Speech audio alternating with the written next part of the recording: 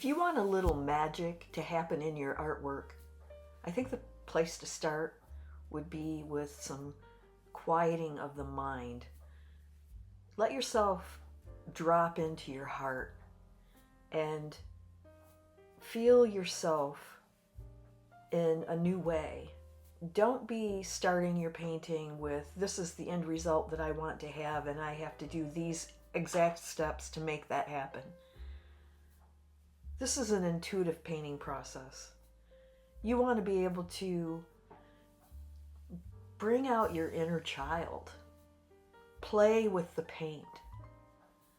Have fun smearing and smushing and moving the paint around. Enjoy the process.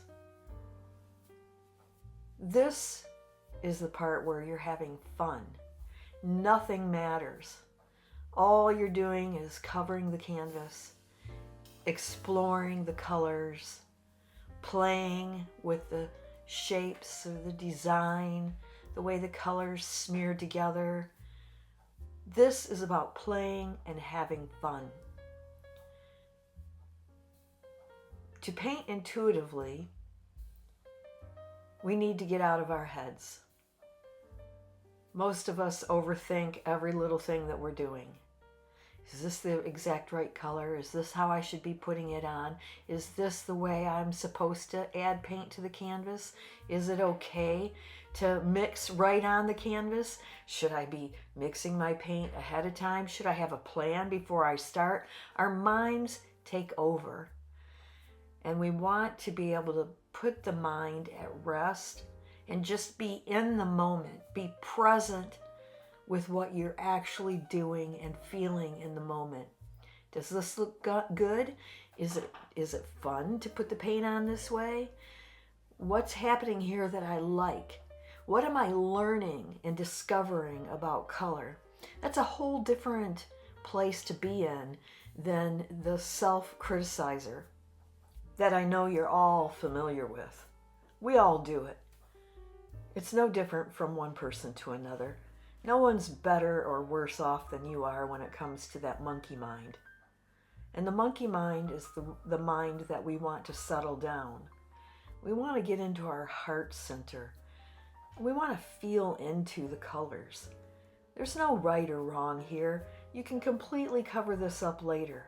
But to get yourself in the right space, to receive some kind of guidance or influence from higher mind, we need to get out of the monkey mind.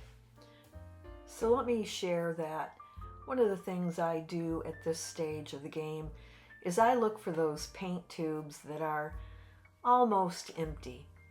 And I like to utilize those, empty them out, get as much paint out of that little container as I can and apply it randomly without a whole lot of thought.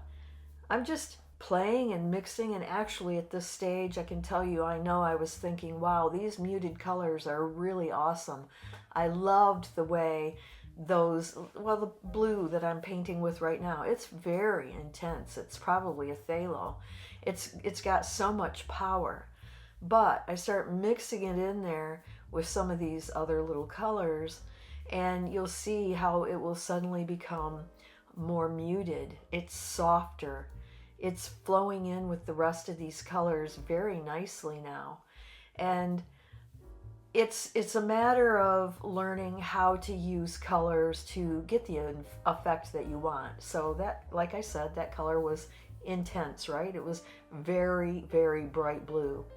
And what I did was I added a little bit of, it was actually a flesh tone, which if you're familiar with flesh tone, it has a little bit of a orangey base to it.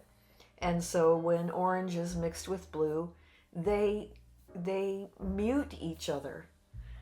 It becomes a softer, more pleasant color to look at. And now here we go again. I put some more of that bright blue up there, and now you can see the orange that I put in it. It's very pale because, like I said, it was a flesh tone. And it's enough, though, enough of that orange to soften the color so it's not quite so intense. So you can just see, I just put another drop of paint up there.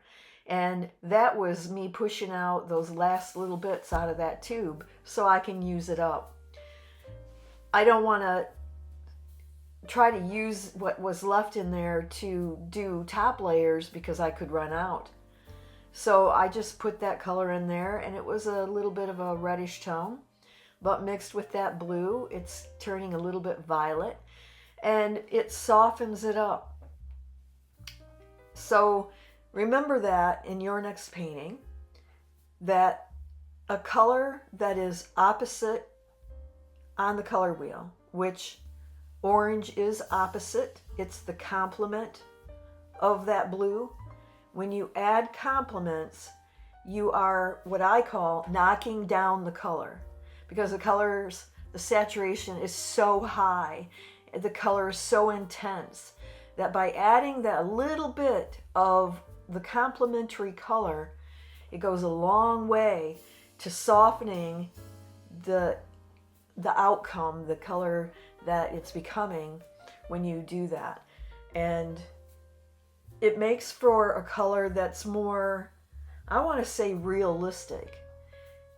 Now, in our modern age, yes, we can find, electric blue things out there, but they're man-made, right? We're not going to find that kind of electric blue out in nature.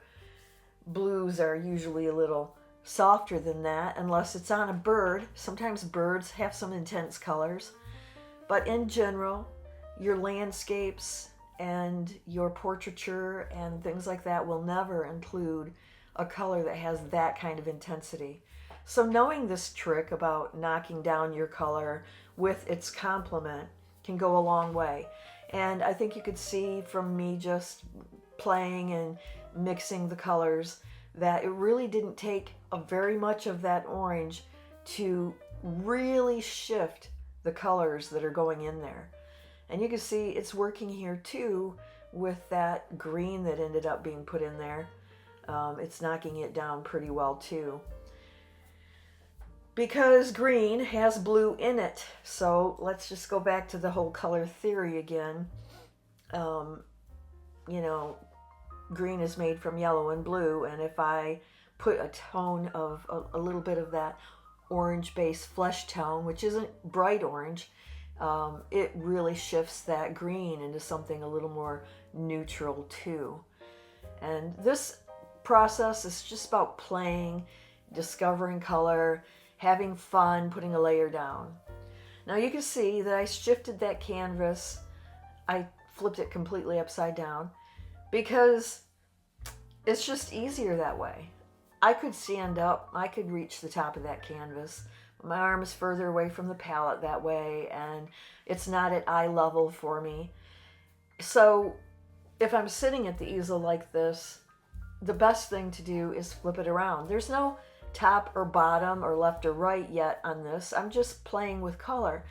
And even if I did flip it around during the process of even like near completion of the painting, it's just so that I'm getting at the area at an angle that's more comfortable for my arm, for my hand, and the brushwork that I'm doing. So never be afraid to flip your painting around. That's one reason to do it. Another reason to do it is if you are getting closer to the finished part of your painting and you flip it around, you'll be able to better see the imbalances that are happening in your painting. If you're looking at it in the same direction the entire time, you never see the subtle things that appear to you once you flip it over. Now in this case, it doesn't matter. I'm just putting an underpainting on here. And the whole point of an underpainting is to cover that canvas. Acrylic paints tend to shrink a little bit as they dry, and that shrinkage can cause you to see the white of the canvas in like little speckles or areas that didn't get good coverage as it dries up. So that's another reason to flip the canvas around, because you're seeing it from a different angle, and you'll notice where those spots are, where that canvas is still showing through. I want to make sure I have a wonderful skin over the top of this painting of acrylic paint, because if you don't have a good skin and then you're getting to where, oh, I think I'm going to quit now, I think this is really liking this, and then you discover there's a patch that's not really covered well. I'm not saying you couldn't use that intentionally as a technique, but in general terms, that's not the look I want to go for. I want to have thicker, richer paint that feels creamy and luscious. I don't really want the canvas to show through it all. So I make sure that I do as much of that, I don't know, seeking out the little white speckles and flipping the canvas around so I can see it from different directions and catch those spots at this early stage so I'm not disappointed when I'm painting later on. So this month's color is emerald, and emerald is the color of the birthstone. Actually, it's the birthstone of May, and it's a beautiful, deep, rich green. But if you're looking at the gemstone, that green can look brighter and lighter because of the way the light enters the stone and refracts, and the light moves around, and it'll show you different aspects of that color. So down at the bottom there, that deep, rich emerald green, that's beautiful. I love that.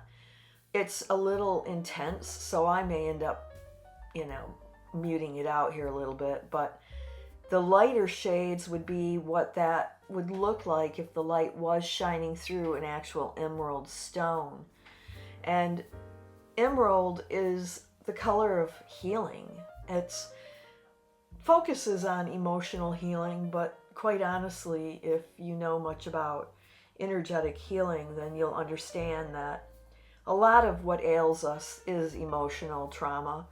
And so by healing emotionally, we're actually helping the body, moving the energy and allowing healing to happen physically as well.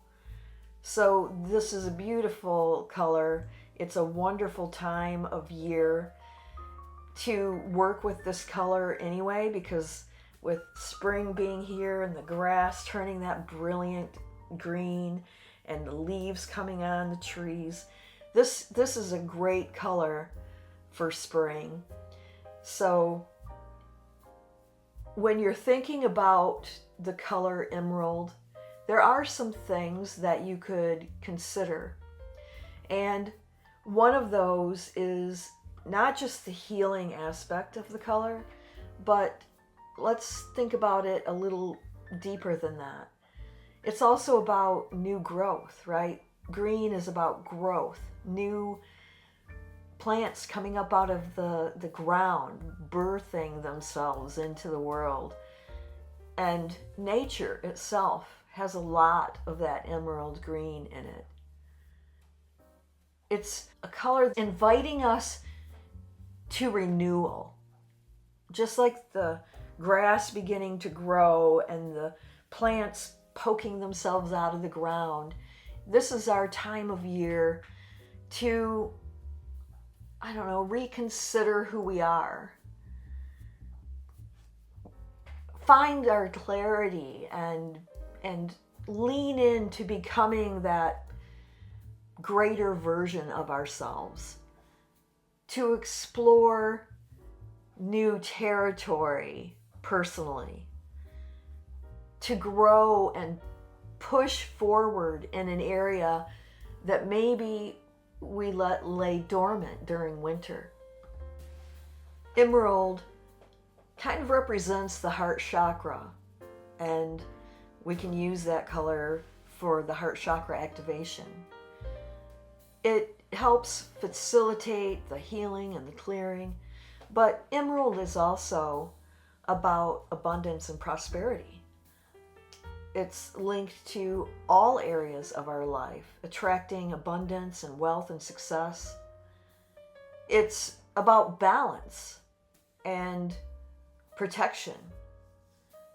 And these are all things that we could be considering at this time of year. After that long, dormant season of winter, this new growth time, it helps us think with clarity.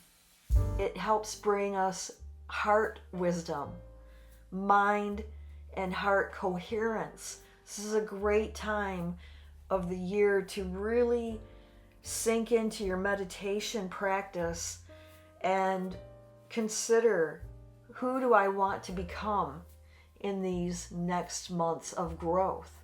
Which is what summer is all about, right? Summer is about growth, and we usually think of it as nature. You know, the trees are growing, the plants are growing, the birds are having babies, and it's also about us personally.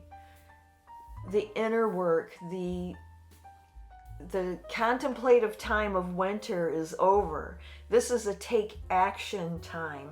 This is about getting out there and presenting yourself in a new way.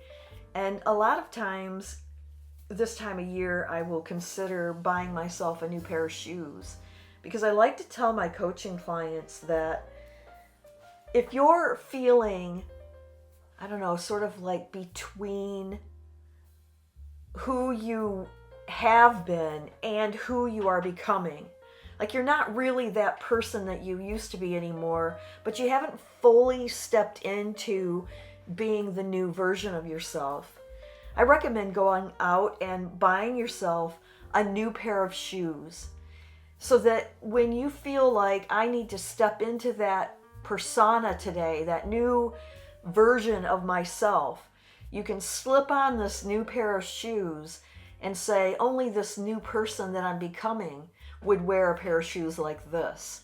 And it doesn't even have to be something completely different than what you've ever worn before. But there's something about a new pair of shoes that helps you make that transition from who you were to who you're becoming. So you're not in that space, I call it the in-between, where you're not really who you used to be, but you're not fully embracing who you've become yet. A new pair of shoes will help you do that. And I think I'd like to offer one more little piece of advice like that right now, and that is about buying yourself a new wallet or handbag, because this can alter how your finances flow, I guess is the best way of putting that. Bringing abundance, new avenues for financial rewards to come to you. It may open up a door for a new income stream, or just help your mind settle into the idea that I deserve this. I deserve something new, and I am raising my vibration by bringing in this new thing.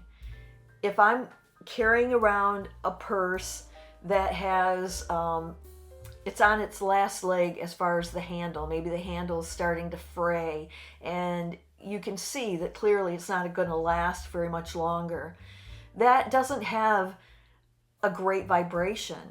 And what you really need to do is get yourself a new bag or a new wallet. If your wallet is getting worn, it's frayed, it's losing its color on the corners, it's not holding the same vibration that you need to bring in new revenue streams or cash flow. If you've been struggling with cash flow, go out and buy yourself a new handbag or a wallet.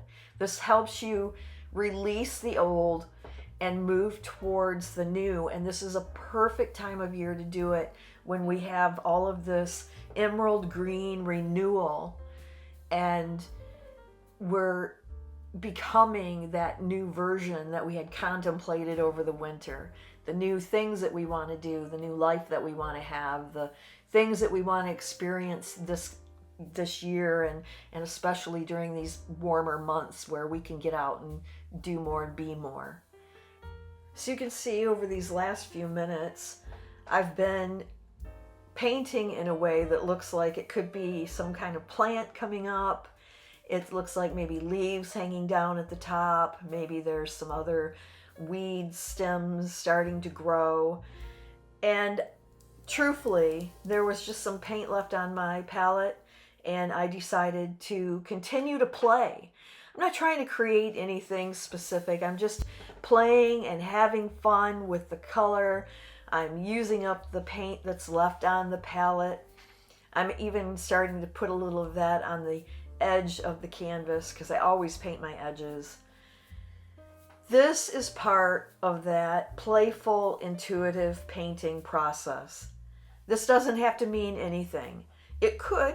I could come back to this the next time I sit down to paint and decide, oh, well, that's turning into something. Maybe I should continue on the path of that if I feel inspired to do so. But I'm not committed to anything. I'm just having fun putting the remainder of that paint down on that canvas. I'm playfully playing in the paint. Now, you do see me going back in and adding a little bit to that palette, but it's just because I want to alter that color a little bit. I'm not putting out any of that yellow on the palette itself, but I added it into that reddish tone to make myself a little more peachy color. And I'm just sitting back, I'm looking at it, I'm thinking, well, do I like this? Where could I put some more playful color in there? And it's not anything, right? I'm just applying that color because I loved that color in random places. I think it looks beautiful with that green, and I'm playing and having fun and using the paint.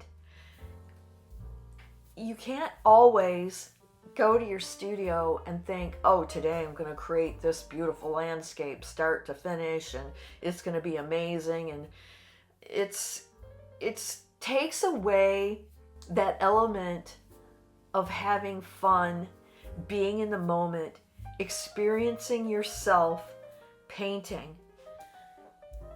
This is the part that I love, the part that feels so amazing, to just not care about the outcome. It's freeing. It opens you up. It helps you bring that mind, body, spirit together into the moment of now. Playful, joyful, fun that doesn't mean anything other than that. The playfulness, the fun of it. So go out, get yourself a canvas, start playing. And if you're in those spots where you need a new pair of shoes or a new handbag, be sure to pick that up while you're out, and then come back to the studio and play and have fun and enjoy yourself. Thanks for watching.